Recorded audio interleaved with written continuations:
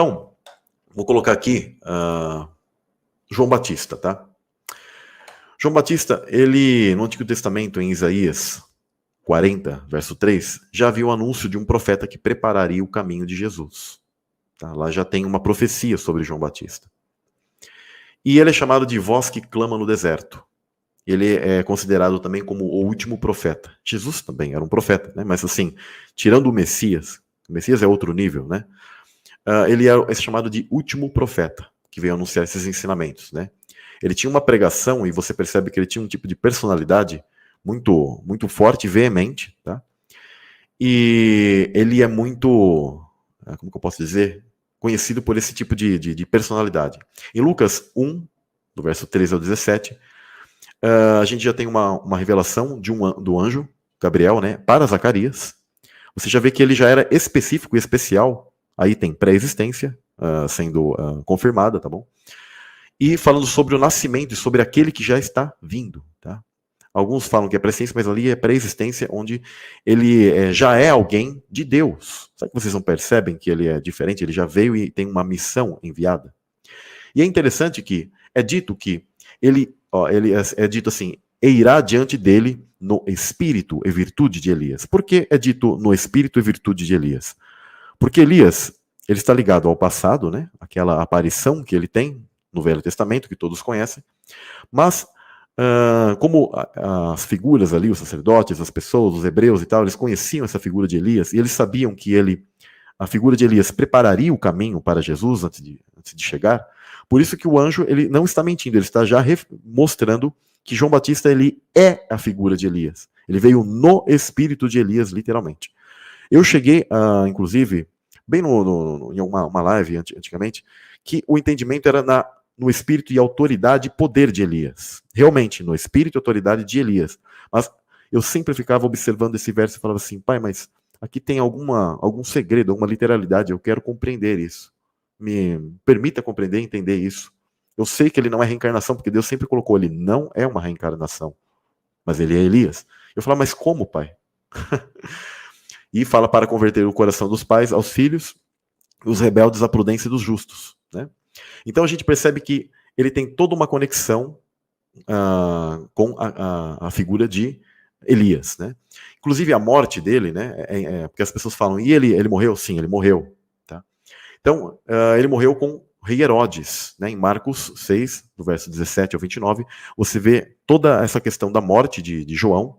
Ele foi aquele privilegiado em batizar a Cristo, né? Olha o nível, né, o privilégio dele.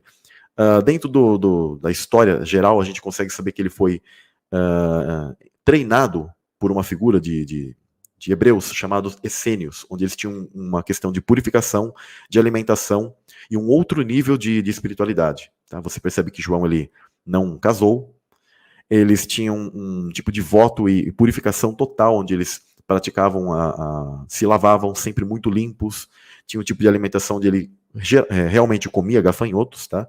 E mel silvestre, ele andava sobre o deserto, e é interessante que a vestimenta dele é a mesma maneira que Elias, ele é mencionado na escritura, no Velho Testamento, que ele também se vestia.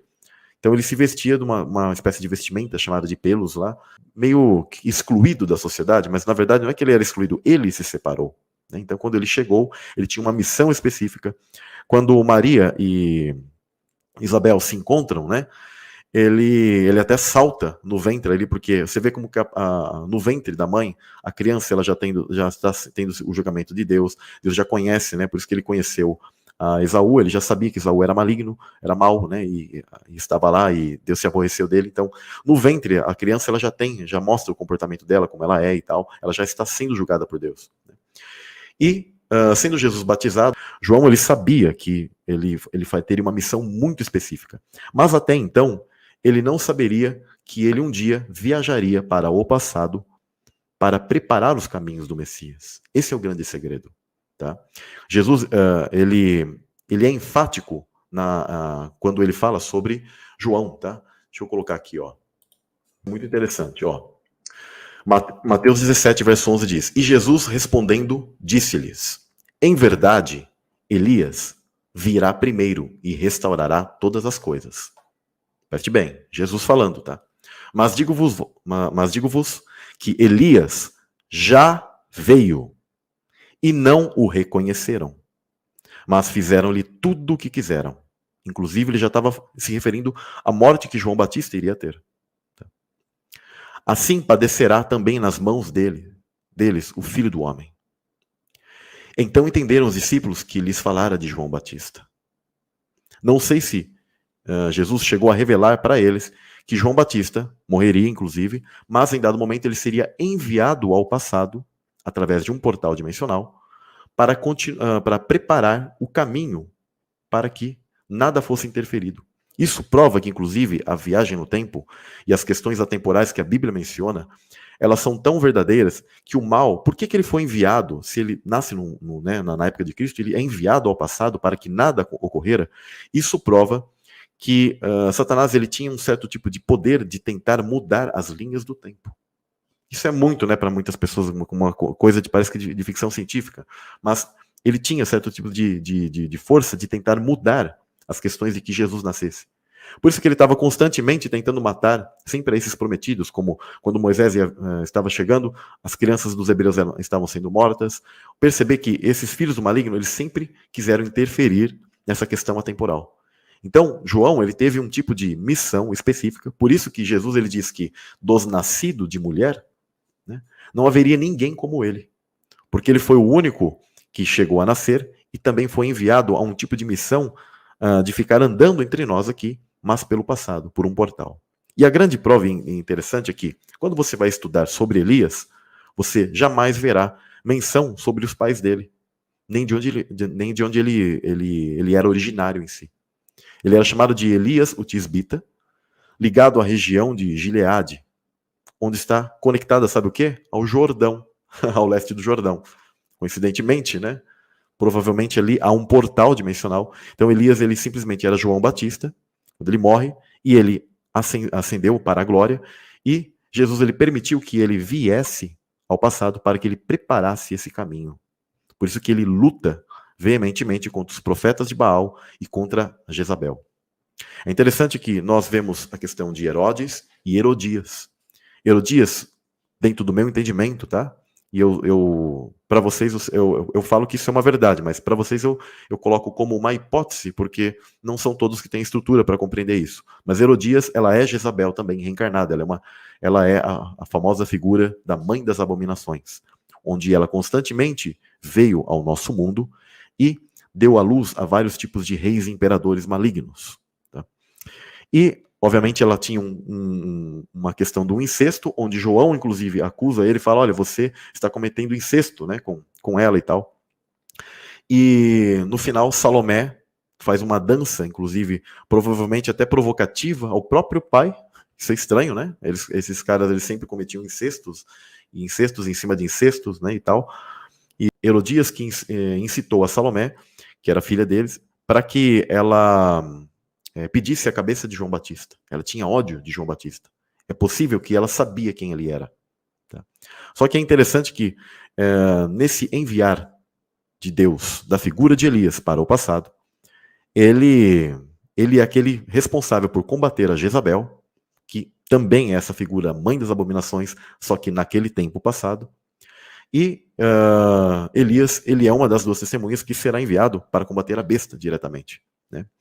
Ele tem uma porção dobrada. Isso que é interessante, porção dobrada de espírito.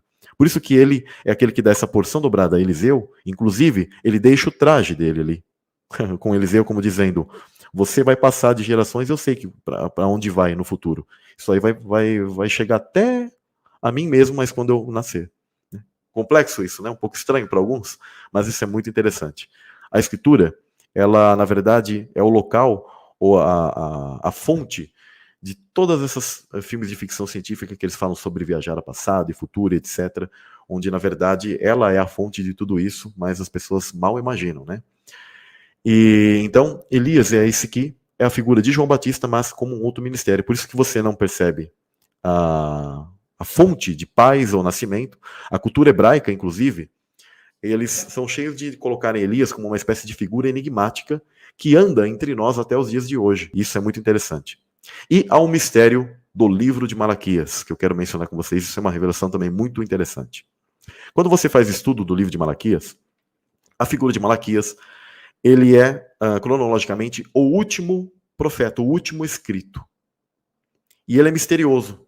Também não tem pai, mãe, descendência, ninguém sabe. O nome Malaquias, ele vem de Malach-Iá, ou anjo de Iá. Esse anjo de Iá, que não é um nome comum lá, não está sendo expresso quem ele era exatamente, ele é quem escreveu esse livro de Malaquias, e em Malaquias está justamente, né, a profecia, vou até colocar aqui, Malaquias 3, verso 1 diz: Eis que eu enviarei o meu mensageiro, meu malach, que preparará o caminho diante da minha pessoa. E então, de repente, Adão, o Senhor, a quem buscais, o anjo da aliança, a quem vós desejais, virá para o templo, e ele certamente vem, anuncia Yahweh dos exércitos. É interessante que, quem é esse Malaquias que escreveu isso aí? Na verdade era João Batista, mas já como Elias, viajando no tempo, onde ele é o autor do livro de Malaquias. Ele escrevendo sobre si mesmo no futuro, onde ele viria. Isso aqui é uma revelação muito profunda. Não, é assim, Elias vai morrer 2 vezes?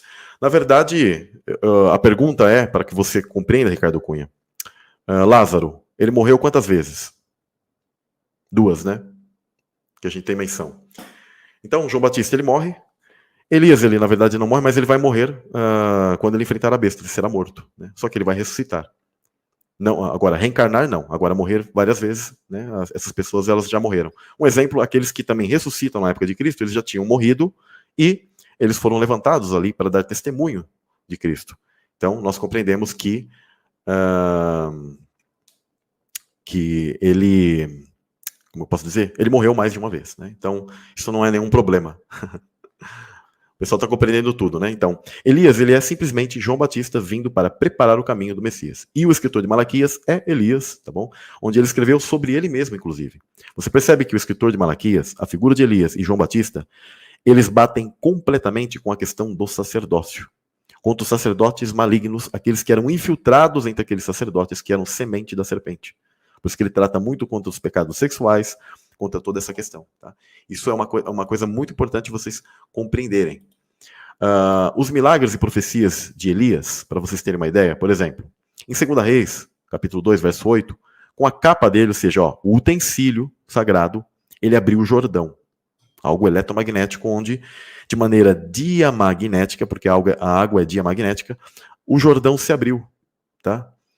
Ele profetizou uma grande seca, ou seja, ele tinha um controle sobre questões de nuvens, do tempo. Aumentou o azeite e farinha da viúva. Deu vida ao filho da viúva. Ó, mais um aqui que morreu e depois ele morreu de novo, esse filho da viúva. Então, significa que morreu mais de uma vez. Tá? Então, isso não é um problema. 1 Reis 17, 1. E também em Tiago 5,17 é mencionado sobre essa grande seca. Tá? Ele destruiu o altar de Baal, né, que está em 1 Reis 18, essa passagem famosa.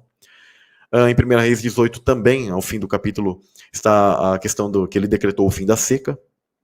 Ele ungiu Eliseu como profeta em seu lugar. Perceba que Deus ele sempre ia armando pessoas específicas para ficarem no lugar e protegerem como uma espécie de exército. Os profetas, eles não eram só pessoas comuns, eles eram pessoas que elas tinham um tipo de poder e eu diria assim, elas foram levantadas por Deus de uma maneira muito, muito específica, como guerreiros, como engenheiros elétricos, como tudo que você possa imaginar, tá? Como guerreiros literais mesmo, né?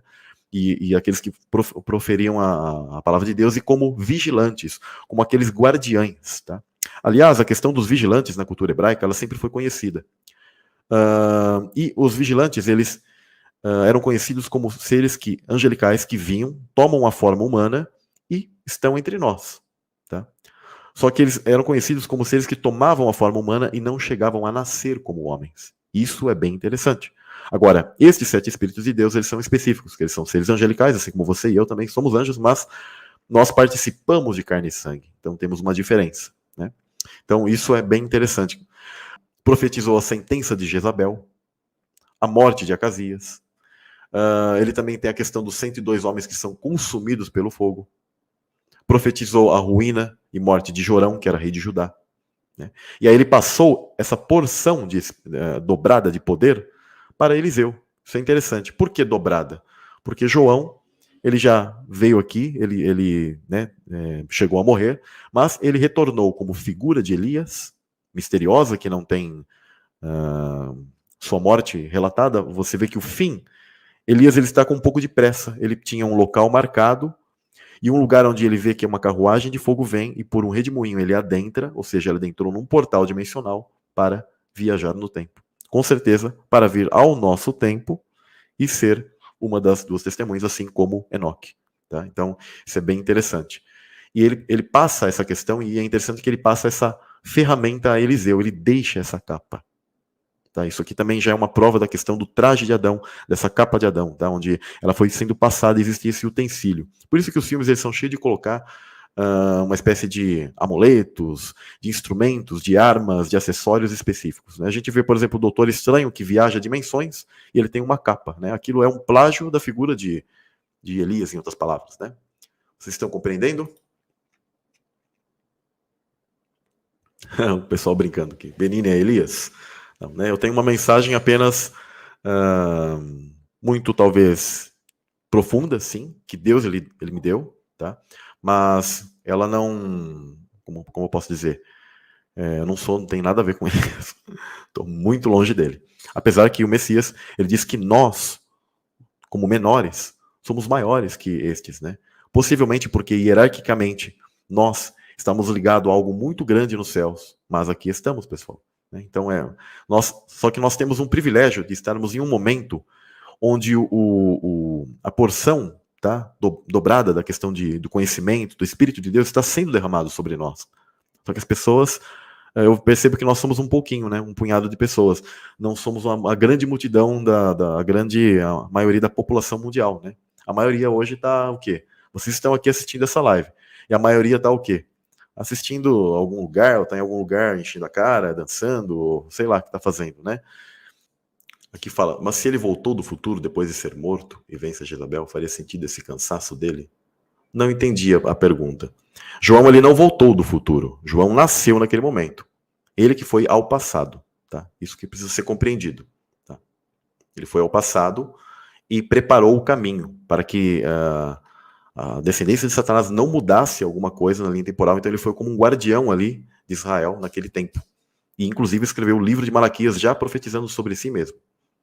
Aí você vai ver, às vezes, em alguma declaração, acho que deve ter uma, naqueles estudos dos rabinos lá, que chama Talmud, tentando, mas eles mesmos assumem, eles estão conjecturando como Malaquias teria morrido, porque não é mencionado a morte de Malaquias, e eles ficam lá pensando de onde Malaquias veio também, tá? Ninguém sabe. Ou seja, Malaquias, ele é justamente o último, cronologicamente, onde ele está ligado aos 400 anos de silêncio. Olha o 400 de novo, questão de viagem no tempo, né? 400, onde o outro profeta que de repente surgiu para a época do Messias foi justamente João Batista, anunciando já a vinda de Jesus. Interessante, né? Então, João Batista, ele veio, morreu, mas a ele foi dada uma missão específica, onde ele vem para o passado como Elias, na figura que a gente conhece por Elias, ele é João Batista, por isso que ele se veste igual, tem a mesma personalidade e fez coisas maiores. Né? Por isso que Jesus ele fala que ele era justamente esse Elias e que não haveria nenhum homem que faria coisas iguais, que seria igual a ele. Por quê? Porque ele teve um tipo de porção dobrada, onde ele até viajou para o passado, resolveu coisas do Messias, conversou com ele lá na Transfiguração, inclusive, e depois agora será uma das duas testemunhas para o futuro. Isso, quando João nasceu, Elias já tinha vindo? Sim. Por isso que Jesus ele fala aquilo. A questão dos corvos, né? Sim, ele foi alimentado, né? E Deus ele tinha um contato muito específico com Elias. A figura de Elias ela é muito diferenciada, né? Mateus 23:13, muito interessante. Fala: ai de vocês, mestres da lei e fariseus hipócritas, vocês fecham o reino dos céus diante de homens, né? Vocês mesmos não entram, não deixam entrar aqueles que gostariam de fazê-lo, né? Isso é um verso que talvez as pessoas não captam, mas ele está falando sobre fechar o reino do céu, sobre questões dimensionais, de acessar dimensões. Quando nós morrermos aqui, pessoal, nós adentraremos uma nova dimensão. Então vocês precisam compreender aqui, quando João Batista, ou quando todos estes heróis da fé e todos esses que morreram, eles já acessam uma nova dimensão. E nós faremos a mesma coisa. Né? E os filhos do maligno, eles querem fechar o reino dos céus para nós. E aí por isso que ele diz, vocês mesmos não entram, nem deixam entrar aqueles que gostariam de fazê-lo. tá? Então, isso é muito importante vocês compreenderem.